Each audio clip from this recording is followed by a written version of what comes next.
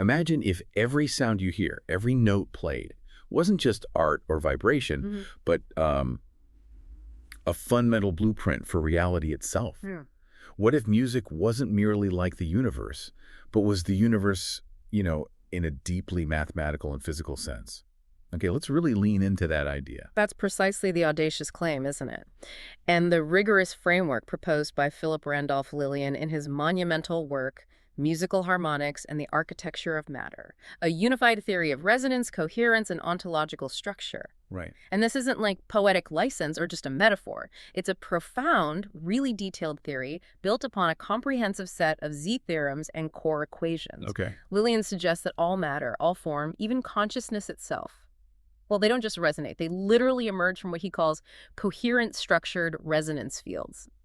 So today we're embarking on a deep dive into this incredible document. Our mission is to extract the most mind-bending nuggets from its Z-theorems. Yeah, to really unpack them. Exactly. Peeling back the layers to understand how musical principles might literally architect everything from the smallest quantum particles all the way up to our very thoughts, our societies, even how we perceive time. It's quite a scope. Get ready for some truly profound aha moments, because what we're about to explore seriously redefines our understanding of, well, everything. Physics, biology, cognition, even spirituality. It really does challenge conventional boundaries. Okay, here's where this work truly challenges our everyday assumptions, right? Conventionally, we separate structure from sound, matter from music. We do. We tend to think of music as something we create, or maybe something that describes the universe in a beautiful, metaphorical way. But Lillian's work takes a radical leap.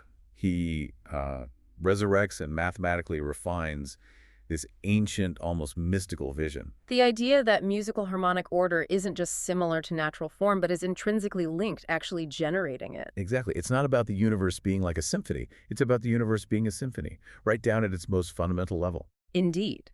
The foundational proposal is that resonance isn't just a phenomenon like, how a wine glass vibrates when you hit the right note. Right, a secondary effect. Instead, resonance is posited as the primary architect of reality itself. The primary architect. Wow. So this means the very structures we perceive, from subatomic particles all the way up to galaxies, are fundamentally resonant patterns. Okay, so give us an example.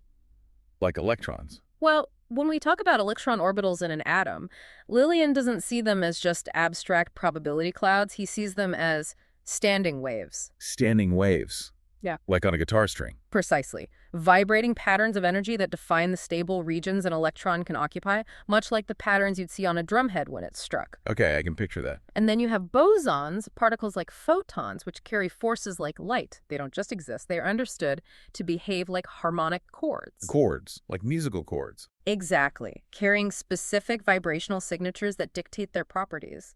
And maybe even more astonishingly, fundamental matter particles, what we call fermions. Like electrons and quarks. Yes, those are said to condense as resonance nodes, localized, stable points of vibration that emerge from these larger, more diffuse resonant fields. So particles aren't fundamental things, but condensed vibrations. That's the essence of it, condensations from a larger field. What's truly ambitious about Lillian's endeavor is how he manages to weave together such, well, disparate threads of knowledge into a unified tapestry. It's incredibly synthetic. Yeah. We're not just talking about one field here. He's integrating sophisticated concepts from quantum field theory, the precise mathematics of musical acoustics. The visual and geometric patterns of cymatics, which is, the study of visible sound and vibration. Right, those cool patterns in sand. Exactly. And he's doing all of this under the umbrella of his own grand framework, the Unified Coherence Theory of Everything, or UCTE. It's like he's built a bridge between the cutting edge of science and what some might consider, well, ancient wisdom traditions. Showing that these aren't separate domains, perhaps, but different expressions of the same underlying harmonic reality. Yeah. It's a masterful, almost dizzying synthesis, aiming for a singular framework that explains, well, potentially everything. So how does he structure this? You mentioned Z-theorems. Yes, the entire theoretical structure is laid out in what the document calls the Codex of Z-theorems. It's a comprehensive sequence of principles detailing how this harmonic reality functions, starting right from the very basics. Okay. For instance, Z.1, the harmonic primacy theorem, is the bedrock. It establishes that harmonics aren't just secondary effects or emergent properties, they are the fundamental generative principle of all structure. Generative, so they create structure. That's the claim. Think of it. Instead of forces and particles interacting to create patterns, the patterns themselves, the harmonies, are what precede and give rise to... This photon causality, doesn't it? It turns our conventional understanding on its head, absolutely. So instead of gravity pulling things together, maybe gravity is a harmonic relationship. That's a monumental claim. Yeah. What then governs how these fundamental harmonies manifest as physical reality? That leads directly to Z.2, the resonant field emergence law. This theorem explains how these fundamental resonance fields, the building blocks of reality, actually come into being. How they appear. Yes. They aren't just static. They emerge dynamically from an underlying state of coherence, much like a specific note emerges from the potential of a silent instrument when it's struck. It posits that these fields are constantly being tuned into existence through a coherent vibrational process. And it gets even more specific, right? What about the dynamics of these fields, how they change and interact? Exactly. Z.3 introduces the scalar harmonic operator. This is a crucial concept because it describes the mechanism by which harmonic changes propagate throughout these fields. Like how the music changes. Sort of. Think of it like a universal tuning knob or maybe a volume slider for specific frequencies. It's the mechanism by which one note or chord in the universe's grand symphony can influence and change others, not just locally, but across vast distances, by modulating their resonant properties. Okay, so there's a way for harmony to spread and change. And perhaps most importantly for the stability of structures we actually observe, Z.4, the octave coherence principle, highlights the crucial importance of octave relationships. Octaves, like in music. Exactly. In this theory, octave relationships, where one note is exactly double the frequency of another, aren't just a musical convenience. They are fundamental to forming stable, self-similar structures. Ah, self-similar, like fractals. Precisely. It's why you see repeating patterns in nature, from the spiral of a seashell to the arms of a galaxy. These octaves provide the inherent stability for structures to endure across different scales of existence. So what does this all mean for how we even begin to think about what's real? It feels like our entire universe is a giant, incredibly complex musical instrument.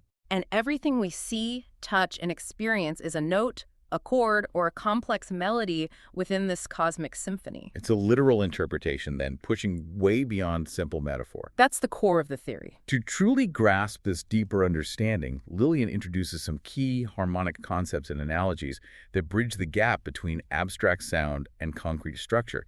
Tell us about the circle of fifths, reimagined. Yes, the circle of fifths, reimagined. In classical music theory, it's, a diagram illustrating the relationships between musical keys, a fundamental tool for understanding harmony. Right. Musicians use it all the time. But Lillian elevates it. Here, it's conceptualized not just musically, but as a rotational symmetry group, modeling quantum state transitions. Oh, okay, so it has physical relevance. Profound physical relevance, he argues, Yeah. suggesting that the very way quantum states shift and change, like the probabilities of an electron jumping from one energy level to another, mirrors these fundamental, predictable musical relationships. So quantum jumps aren't random, but follow musical logic.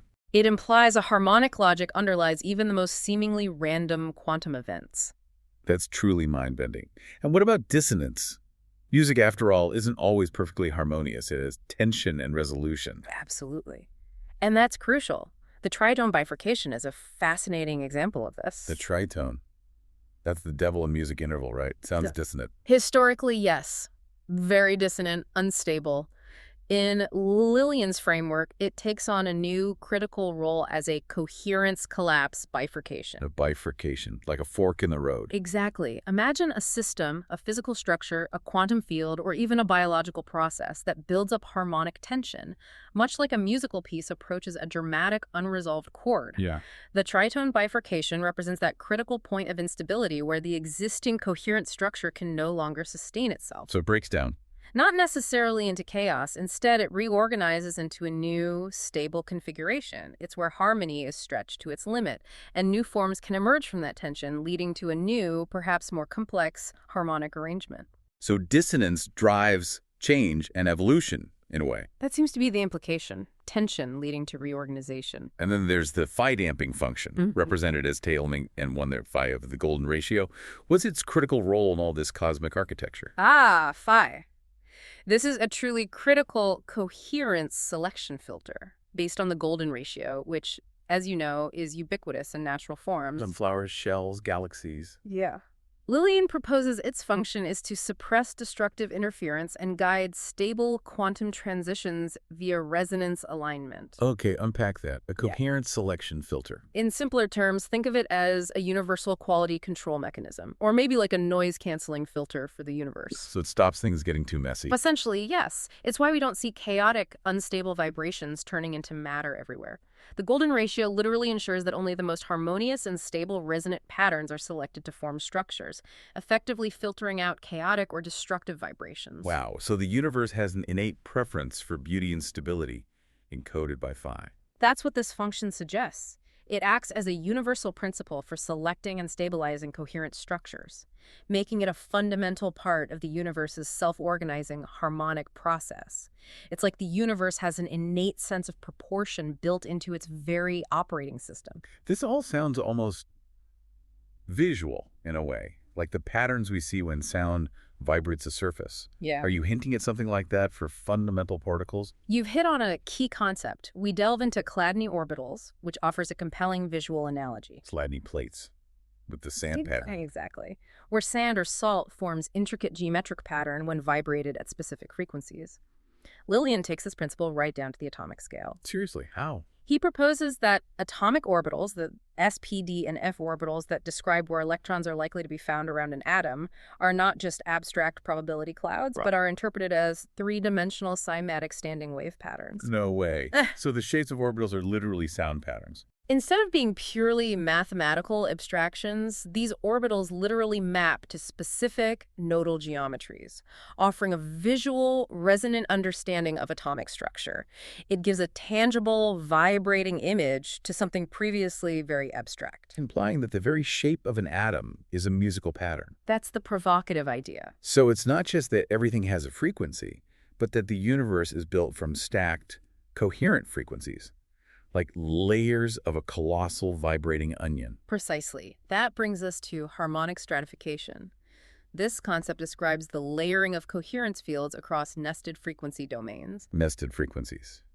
Like different instruments in an orchestra. That's a great analogy. Imagine an immense orchestra where different sections play at different frequencies. The cellos providing a deep hum, the violins a higher melody, but all contribute to a unified complex piece. Okay. In this theory, each stratum corresponds to a quantized resonance threshold that manifests as distinct structural forms. So different layers of reality have different base frequencies. Exactly. So you have harmonic layers corresponding to atomic structures, then molecular structures with their own complex resonant bonds, then the incredible complexity of biological forms, and even cosmological structures like solar systems and galaxies. Wow, it's a nested hierarchy. A nested hierarchical organization of reality, where each layer is a stable, self-organizing pattern built upon and interacting with these resonant layers below and above it. Okay, let's unpack this further. If everything is fundamentally harmonic, how do the very particles that make up everything, the building blocks of existence, fit into this grand symphony? Are they like individual notes or something more complex? That's where Lillian introduces the concept of bosons and fermions, not as just particles, but as specific harmonic manifestations within this universal field. Okay, bosons and fermions, the two main types. Let's start with bosonic chords, PHB. These aren't just abstract entities, they're described as quantized coherence structures that project directly from the omnichord, which we'll delve into shortly. Okay, projecting from the omnichord, and they're like chords. Yes. Each bosonic field, like a photon, the particle of light, or a gluon, which binds quarks together, is characterized by a unique chordal interval signature. This is a key insight. A signature? What does that mean practically? Well, for instance, a photon is characterized as a major triad root. Major third, perfect fifth, signifying its high stability and long range, much like a stable, harmonious chord in music. A photon is a major triad. A gluon, on the other hand, is seen as a diminished triad root, minor third, diminished fifth, which in music is inherently unstable and tense. Right. Diminished chords sound unresolved. And this musical instability directly reflects the gluon's short-range, highly energetic, and binding behavior within the nucleus, even the W and Z bosons. The weak force particles. Yes, they mediate weak nuclear forces responsible for radioactive decay. They're described as augmented triads, symbolizing their transitional and unstable nature. So the musical quality is the physical property. These signatures are not just poetic labels. They are foundational to the particle's inherent properties, stability, and how it interacts within the larger harmonic framework. So bosons are like the melodies or harmonies, the vibrational relationships in the universe's grand score. What about the actual notes that make up physical, tangible, matter-like electrons and quarks? Those would be the fermionic resonance nodes. These are described as localized, quantized coherence condensates that emerge from a collapsed bosonic chord. Emerge from a collapsed chord. Okay, explain that. Imagine a swirling, dynamic musical chord that, under specific conditions, perhaps reaching a certain coherence tension threshold or encountering specific phase locking conditions, suddenly condenses or collapses. Condenses, like steam into water. Sort of. This condensation process leads to the emergence of what we perceive as discrete properties like mass, spin, and charge. A fermion, like an electron or a quark, is in essence the most stable eigenmode, the most stable localized vibration of the specific harmonic structure it reduces from. So the particle is the stable endpoint of a collapsing chord. It's like a complex chord suddenly crystallizing into a single, persistent, localized note. That's a huge departure from conventional particle physics, isn't it? The idea that matter emerges from a harmonic collapse rather than being an intrinsic property from the get-go. Yeah. It's completely reframing fundamental reality. It is indeed a profound reinterpretation that challenges foundational assumptions.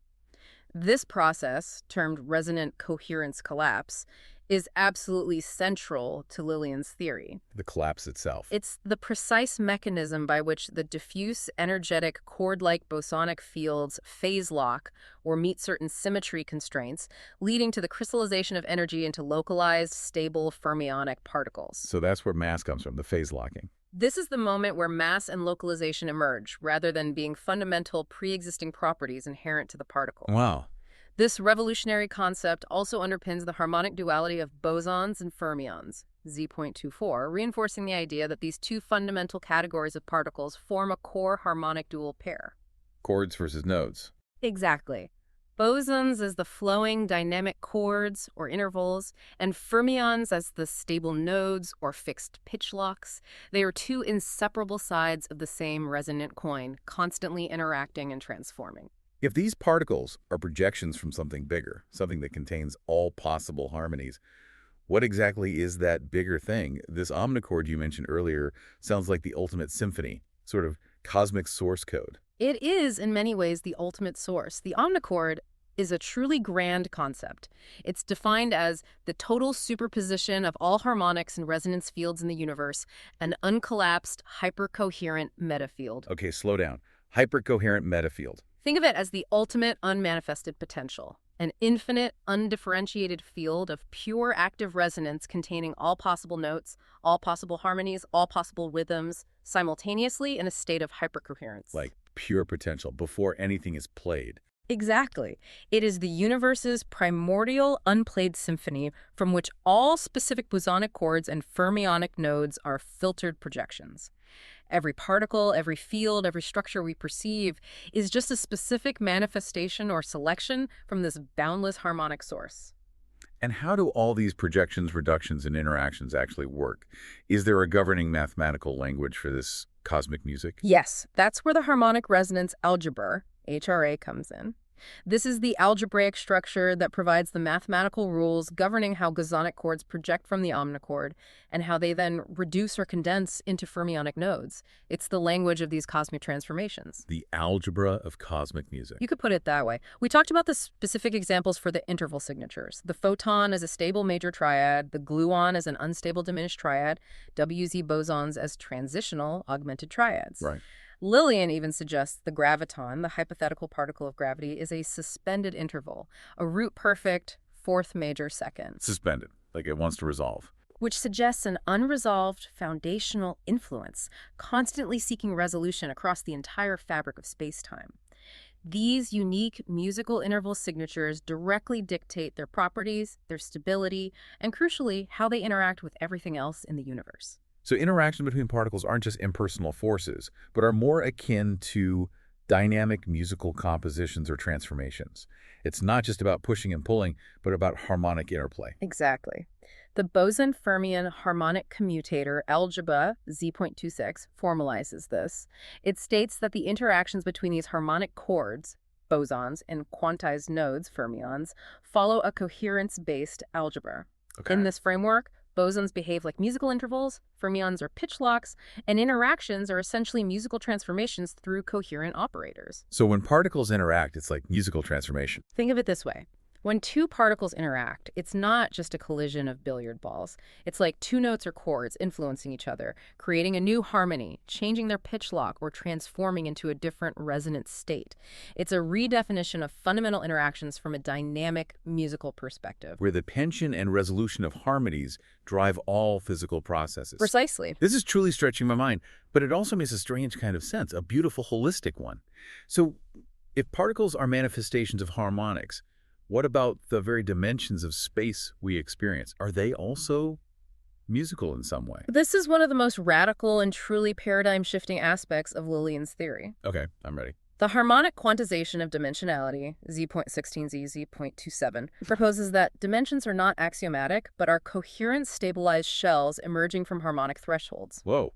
Dimensions emerge. They aren't just there. Yeah. This means that our familiar three-dimensional space isn't just a given pre-existing backdrop against which reality plays out. Instead, it's a specific, stable harmonic configuration, a particular resonant frequency band that has achieved sufficient coherence to manifest as a perceivable dimension. So 3D is like a stable frequency band. Dimensions are interpreted as phase-lock manifolds in resonance space, meaning that three-dimensionality, our 3D reality, is simply the third stable harmonic coherence shell where structures can robustly stabilize and persist. So our 3D reality is just one stable note or chord in a much larger symphony of potential dimensions. It's not a container for reality, but a product of reality's harmonic principles. That's the profound implication. It means that other dimensions aren't just rolled up or extra, but exist as different, potentially less stable, or differently coherent harmonic shells. That changes everything about how we view space. And this idea goes further with coherence cascade and structured symmetry breaking, Z.28. Symmetry breaking, like in the early universe. Exactly. In classical physics, symmetry breaking, like the Big Bang's initial symmetry breaking that allowed particles to emerge, often seems like a random, spontaneous event. Right. But here, Lillian explains that symmetry doesn't break randomly. Instead, it fragments through coherent resonance cascades. So it's a structured process, driven by harmony. It's a structured, harmonically driven reduction into a new resonance geometry. Even fundamental gauge groups, which describe the symmetries of forces in physics, are seen as coherence-induced harmonic geometries, formed by this structured phase descent from a higher, more symmetric field. So even the fundamental laws aren't arbitrary, but are harmonically determined. That's the suggestion, that they emerge from these coherence principles. And if that's how dimensions and particles emerge, then what about the bigger picture, the very layers of reality itself, like the emergence of life or consciousness? Does Lillian propose a harmonic explanation for that too? Absolutely. That's addressed by resonant ontological field formation, Z.209. This theorem states that each ontological layer, whether it's the fundamental layer of particles, the fields that govern them, complex biological bodies, or even the abstract realms of minds and consciousness, emerges as a resonant stabilized field topology. Resonance stabilized, so stability comes from harmony. Yes. These layers aren't arbitrary or imposed. They are actively selected by attractor coupling to harmonic gradients. Selected by harmonic gradients, what does that mean? In other words, what exists, what manifests as a stable form in reality, isn't random. It's resonance encoded. Every layer of reality, every level of being is a stable self-organizing pattern within this overarching harmonic field, drawn into existence by specific resonant conditions. Like a melody establishing itself. Much like a particular melody draws a listener in and establishes its own unique presence. It implies that existence itself, in all its forms, is a direct consequence of harmonious configurations. Here's where this really challenges our everyday assumptions about ourselves. If everything is a harmonic object, how does this radical view of reality apply to something as intimate and complex as our own consciousness? Is our mind also just a symphony or something more? According to Lillian, yes, our mind is a symphony, but a very structured and dynamic one. He unpacks the harmonic stratification of conscious states, Z.21. Stratified, like layers again. Exactly. He posits that conscious states correspond to stratified harmonic bands within a coherence field, each band characterized by a distinct frequency domain and phase complexity. So, brainwaves, like gamma, alpha, theta. Precisely. This means that the different brainwave states we measure, gamma for intense focus, alpha for relaxed awareness, theta for deep meditation and dreaming, or delta for deep sleep, aren't just arbitrary electrical signals. They are distinct harmonic modes within our personal coherence field, each representing a different vibrational frequency and complexity. So different states of mind are different harmonic frequencies. That's the idea. And the profound implication here is that these states are potentially entrainable by coherent stimuli. Entrainable, meaning we can tune them. Exactly. This means external sound, light, or other resonant frequencies could literally tune our consciousness, shifting us from one harmonic mode to another. So meditation music, binaural beats, or even specific environmental sounds aren't just aids to a state, they're actively tuning our mind's frequency, almost like changing channels on a radio. That's the precise essence of it. And this leads to an even more fascinating idea: the coherence consciousness dual isomorphism, Z.25. Dual isomorphism sounds complex. What suggests? This theorem suggests a profound inverse relationship between mind and matter. Consciousness and matter are harmonic inverses. Inverses, how so? Where matter is a coherence phase lock at boundary nodes. A fixed, localized, stable vibration, like a sustained note consciousness, is described as a coherent harmonic flow. So matter is fixed, consciousness flows. They are dualities across a harmonic collapse threshold. Imagine matter as a frozen, coherent note, solid and defined, while consciousness is the fluid, ever-changing melody, the dynamic interplay of harmonies that gives meaning to those notes. Wow. Mind and matter as harmonic opposites. This also beautifully connects to harmonic thresholds of consciousness and memory, Z.31, explaining that states like dreaming, focused attention, sudden insight, or even the nuanced process of memory recall are not binary on-off states. They're not just switches. No. Instead, they are quantized coherence gradients or phase-lock transitions between these harmonic layers of consciousness. It suggests a continuous spectrum of resonant states, not discrete categories. If consciousness is a harmonic flow, how does something as fundamental as memory and intelligence fit into this framework?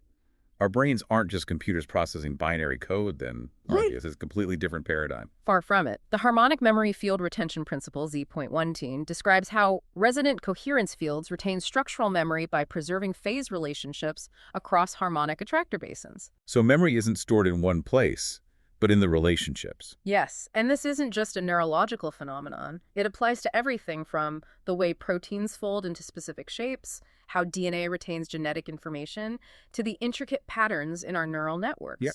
Memory, in this view, isn't stored in discrete locations or as bits of data. It's encoded as stable phase relationships within dynamic coherence fields. Like how you remember a tune not just by the notes, but the timing and harmony between them? Exactly that. Much like a complex musical piece is remembered not just by its individual notes, but by the precise relationships and timing between them. And how does structure persist? You mentioned fractals earlier. Right.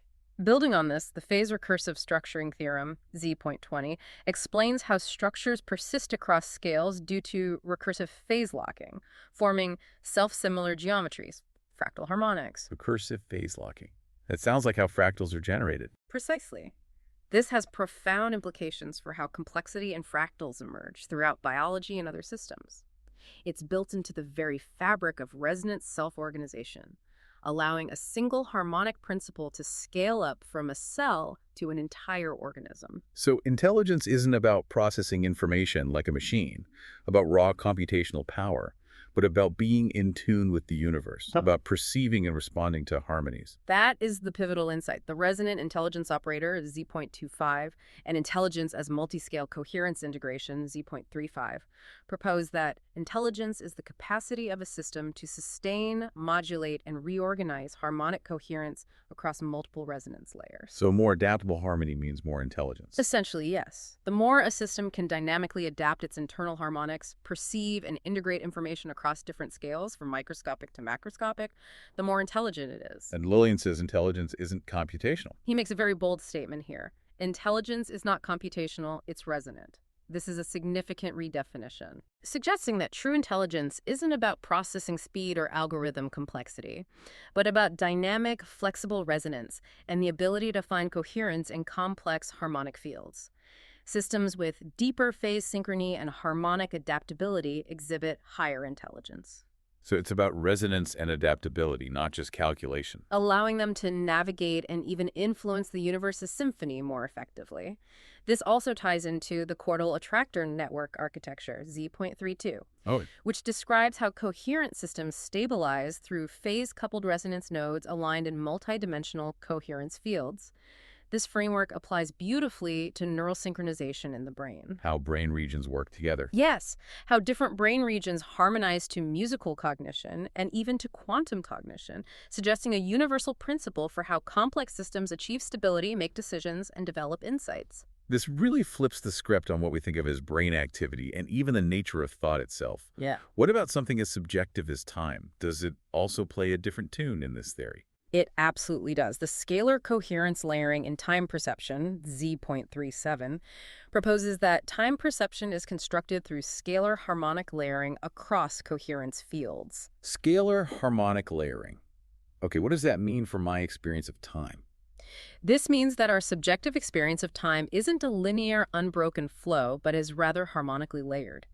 Each temporal scale, from a fleeting microsecond to an hour, a day, or even an entire lifetime, is a distinct resonance band with its own specific coherence thresholds. So time feels different because we're tuned to different time frequencies. That's the idea. So when we experience altered states of consciousness, like during deep meditation or psychedelic experiences, or distortions in memory where time seems to speed up or slow down, Yeah, that happens. or even moments of profound peak experience, these are interpreted as shifts between these scalar coherence layers. Time is not a fixed external river, but an internally constructed, harmonically layered experience. a consequence of our consciousness tuning into different resonant frequencies of reality. Fascinating. And finally, a concept you mentioned earlier, the resonant observer effect, Z.24 from the Codex.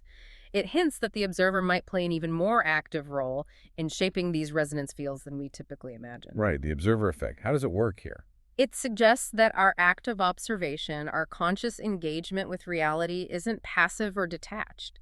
Instead, our consciousness, as a coherent harmonic flow, actively contributes to the phase locking and stabilization of these harmonic fields. So by observing, we're tuning reality. When we focus our attention, when we establish a coherent internal state, we are not just receiving information, we are interacting with and subtly influencing the very reality we perceive. It gives us a much more active role, doesn't it? It implies a much more participatory role for consciousness in the universe's ongoing symphony, suggesting our minds are not just interpreters, but active instruments in the cosmic orchestra. So if even our minds and time itself are harmonic phenomena, what does this all mean for something as fundamental and uniquely human as language?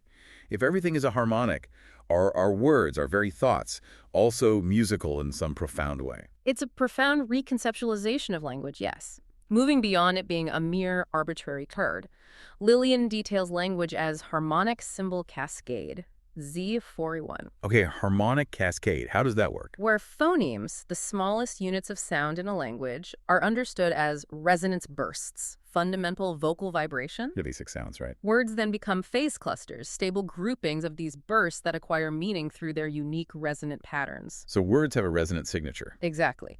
And grammar, the rules of language, is interpreted as a syntax of coherence sequencing, the specific harmonic rules that govern how these clusters combine to form meaningful harmonic fields in our minds and in shared reality. So grammar is like the rules of an harmony for language. Language, in this view, is conceptualized as a resonance map, It's not arbitrary, but structured to project and stabilize specific harmonic fields of perception and thought.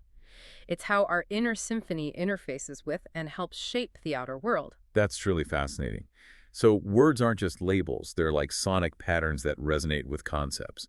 Does this mean different languages, despite sounding so different on the surface, might share a deeper harmonic connection? Absolutely. This leads to the intriguing idea of translinguistic resonance gateways, Z.45. Resonance gateways between languages. Lillian suggests that languages can translate not merely through semantics or word-for-word meaning, but through coherence invariance, what he calls resonance isomorphisms. Meaning they share underlying harmonic patterns. This implies that true translation isn't just about finding equivalent words, it's about preserving the underlying harmonic content, the fundamental resonant patterns and relationships across different languages. It's a way to bridge linguistic divides at a foundational resonant level. Finding the universal music behind the words. Finding the universal music behind the different instruments of human speech. And even more radically, the language genesis as coherence engine, Z.66, proposes that language isn't just an invention of humanity or a cultural artifact. It's more fundamental. Instead, it's a coherence engine that emerged from resonance compression, creating symbolic fields stable across minds and time.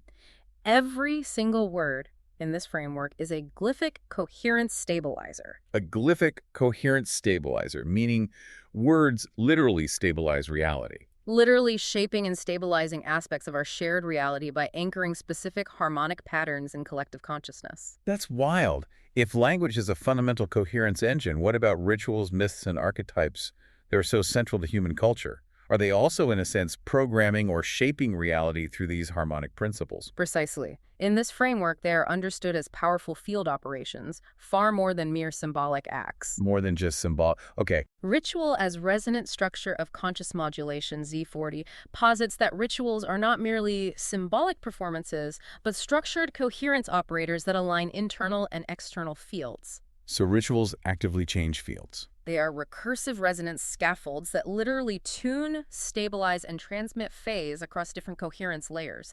Think of ancient ceremonies, the repetitive chanting of mantras, the precise geometric patterns of mandalas. Chanting mandalas, sacred dance. Right. These aren't quaint traditions. They are active mechanisms for entraining individual and collective consciousness, designed to resonate with and subtly shape the underlying harmonic field of reality. So people aren't just performing a ritual, they're running a program to change or influence reality on a profound level, like a vibrational algorithm. In essence, yes. And Lillian pushes this further with glyphic ritual as executable coherence program, Z.51. Executable, like computer code. Yeah. This clarifies that each phase, sound, posture, or symbol within a ritual is a precisely designed field operator, and the sequence of these operators forms a resonance function.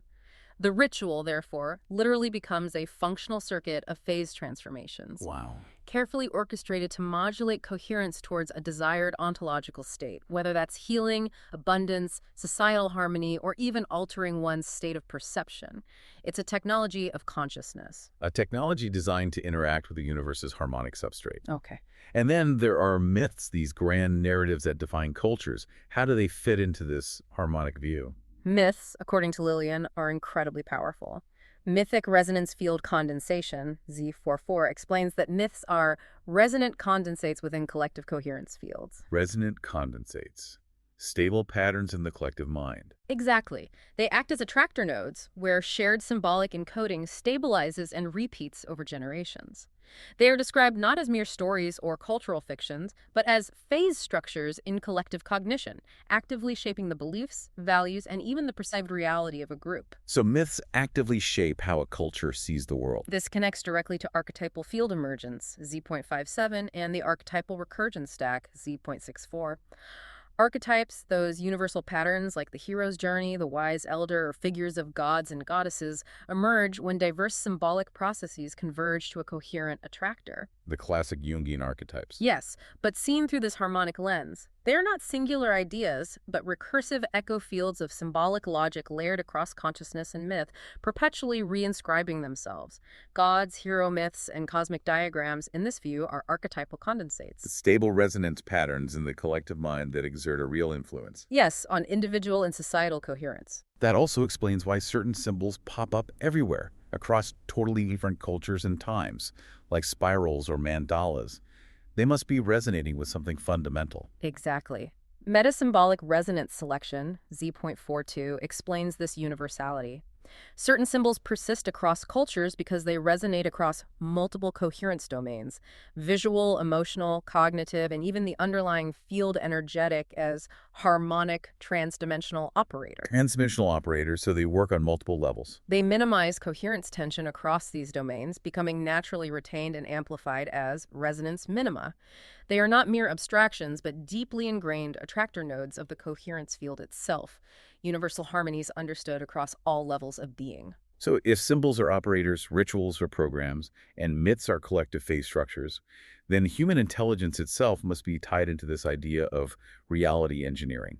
How does Lillian connect our consciousness and symbolic systems to something he calls intelligence? This is a crucial pivot towards a profoundly different understanding of intelligence. Symbolic intelligence, as harmonic encoding memory, Z.43, proposes that symbolic intelligence involves encoding and manipulating coherence fields via abstract resonance tokens. Resonance tokens, like shortcuts for complex fields. Compact field representations of phase-locked memory. The mind, in this sphere, doesn't operate through linear digital logic. It operates through symbolic resonance entanglement. Symbolic resonance entanglement. It's about how symbols themselves carry and transmit coherent information through their inherent resonant properties, allowing for non-local and instantaneous aha moments of understanding. So insight comes from resonant connections. Potentially. Building on this, the glyphics intelligence encoding principle, Z.46, states that advanced symbolic systems, including ritual glyphs, sacred geometries, and even certain forms of language, are recursive coherence encoders. These glyphs are not just signs, but operators that execute harmonic instructions in the coherence substrate. A intelligent system, then, is one that learns to effectively evolve and deploy these glyphs to modify coherence recursively. For what purpose? For intelligence, memory, action, and the very emergence of new forms of reality. So computation itself isn't binary anymore. It's about modulating fields and harmonies, not just on-off switches. That's the revolutionary idea behind the coherence computational framework, Z.49. It reimagines computation not as a series of binary calculations, but as coherence field evolution governed by symbolic transformations. Moving beyond binary. Generalizing binary logic into incredibly complex harmonic modulation pathways. In this model, coherence computers, coheraputers, use field transformations rather than binary switches. Coheraputers, wow. Imagine a computer that operates on resonance. Exactly. Operating not on voltage states, but on resonant frequencies and phase relationships, capable of directly influencing and shaping the underlying coherence fields of reality. This completely redefines what computation means. From discrete on-off states to a continuous dynamic manipulation of resonant fields. Precisely. And then, the apex of this entire theory, the glyphic cosmotechnics protocol. What could that possibly mean for humanity? It sounds like we could become architects of reality itself. This is Lillian's most audacious and far-reaching claim regarding the application of his theory. The glyphic cosmotechnics protocol, Z.62. Okay, lay it on me. It posits that glyph symbols, sacred architecture, ritual patterns can be engineered and deployed deliberately to modulate, stabilize, or even evolve planetary and civilizational coherence structures. Engineer reality using symbols. This is described as the deliberate deployment of symbolic operators to guide large-scale reality evolution. Think of ancient sacred architecture, like the pyramids or megalithic structures, designed not just for aesthetics or ceremony, but perhaps to generate specific resonant fields that stabilize and empower a civilization. Or ritual calendars, acting as temporal programming for collective consciousness. Aligning society with cosmic rhythms. Exactly. Or even future intelligent governance protocols that actively shape the very fabric of society through symbolic coherence. It's a vision of conscious, intentional reality engineering on a global scale. Where humanity can actively participate in orchestrating the cosmic symphony. That's the potential endpoint envisioned. That's a lot to take in. It sounds like a truly potent, almost unfathomable idea. And the final, almost philosophical conclusion to all this. What's the ultimate implication of this harmonic universe? That would be the coherence inscription principle, Z.68. This powerful statement declares that Symbols inscribe themselves into the substrate of reality when resonance, phase alignment, and observer's intelligence intersect. So symbols become real when conditions align. This is where the abstract becomes concrete, where intention meets manifestation. Symbol becomes matter, myth becomes law. It suggests a direct causal link between our symbolic actions, our coherent intentions, properly aligned with the universe's inherent harmonic principles, And what actually happens in the world. and the literal manifestation of reality itself. It places profound responsibility and potential creative power in human consciousness and its symbolic expressions. #outro. Okay, let's just try to wrap our heads around this.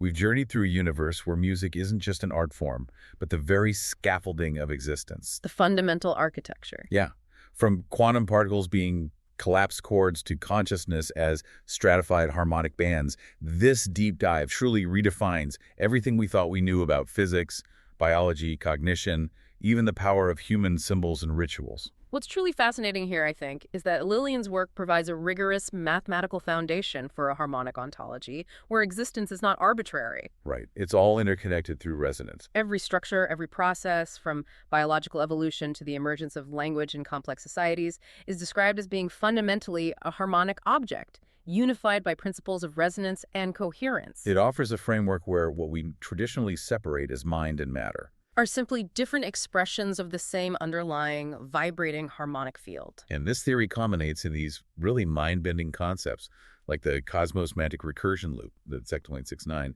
suggesting the cosmos itself is a self-recursive semantic engine. Where existence is the recursive self-translation of coherence, it's like the universe is constantly interpreting and rewriting itself through harmonic principles. And then the transcendental resonance closure, C.70, posits an open field of transcendental resonance, an ever-present horizon where meaning, reality, and coherence continually self-generate. Perpetually giving rise to themselves in an open-ended creative process. So the final thought for you listening. If our universe is a grand, self-composing symphony, and we as conscious beings are not just listeners but active participants, parts of its very harmonic field, what kind of resonance are we adding to this ongoing cosmic creation? A powerful question. How might understanding our own internal harmonies allow us to consciously participate in the ongoing self-generation and evolution of reality? What music are you creating in the grand score of existence?